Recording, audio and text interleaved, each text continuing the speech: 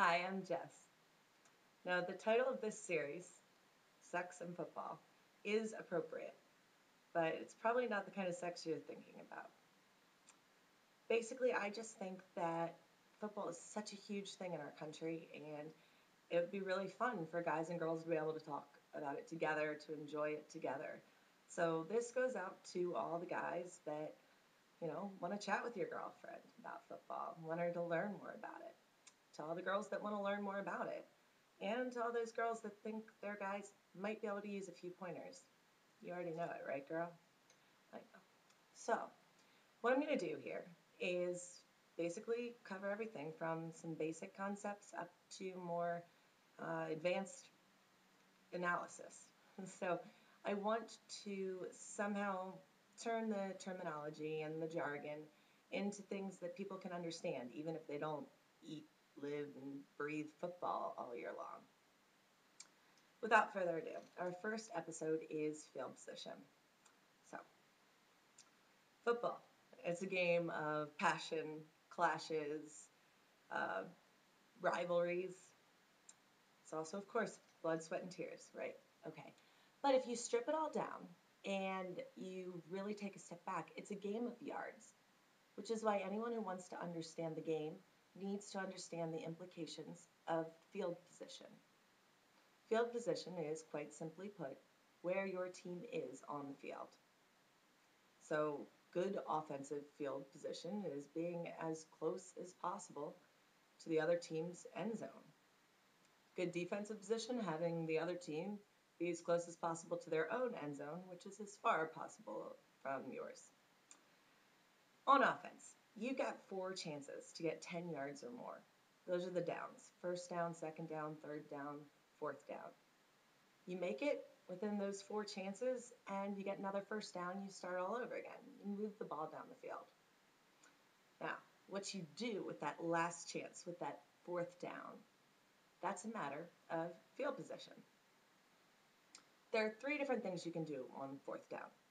You can kick a field goal, you can punt the ball, or you can go for it. Going for it meaning run a passing or running play so that you can get those extra yards and get the first down. Now, kicking a field goal um, has its pluses. You get 3 points. Downside, you don't get 7 points. On fourth down, if you're in field goal range, you're going to kick it. Now, if you miss it, the other team gets the ball. You give up the ball in what's called a loss of downs, and the other team gets the ball exactly where you left off on fourth down. Often that gives them pretty good field position.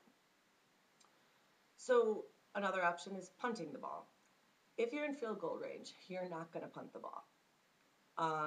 Punting the ball, the benefit is that the other team, you have the opportunity to pin them as close to their own end zone as possible, which gives your own defense good field position.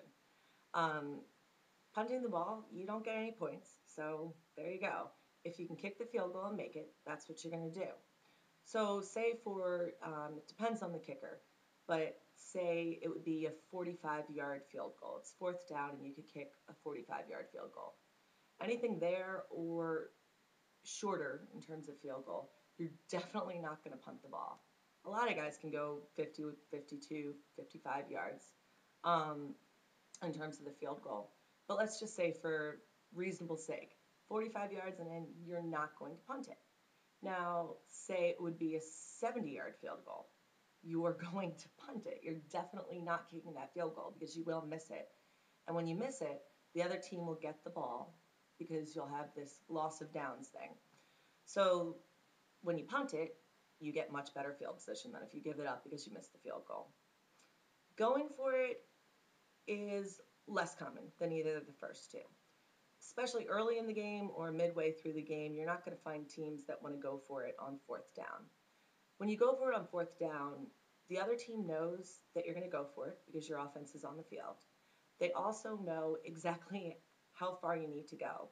And NFL teams, when they know this, they're really good at stopping you. And when they stop you, they get the ball back right where they stop you. So you don't want to do it unless you have to. Now, later in the game is when it comes up the most. Late in the game, say you need points. You need to either tie the game, win the game, or even just stay in the game. That's when you're going to go for it. There's not much time left. You're not going to have that many opportunities. So let's give an example. Say you are just outside of field goal range and there's 30 seconds left. They're winning by 2 points. You're going to go for it. You're going to try to get into field goal range and you're going to try to get that 3 points to win the game. Also, say there's, very little time left in the game. You need a touchdown. You're in field goal range. Who cares? You need the touchdown. Those 3 points aren't going to do anything for you.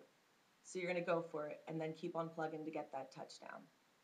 Going for it, it really depends a lot on the coach in situations that aren't clear cut. It also depends a lot on the defense. If you trust your defense a lot, if they're a very strong defense, you're more likely to punt the ball. And you just think our defense is going to stop them right away. We're going to get the ball back, and then we'll go down and get the points we need. Anyways, these are my thoughts on field position. And I'm going to be back next week. Thank you for watching. I have no idea what I'm going to talk about next week, so feel free to give suggestions in comments or whatever. Otherwise, I'll figure something out. So, thanks again, and take care.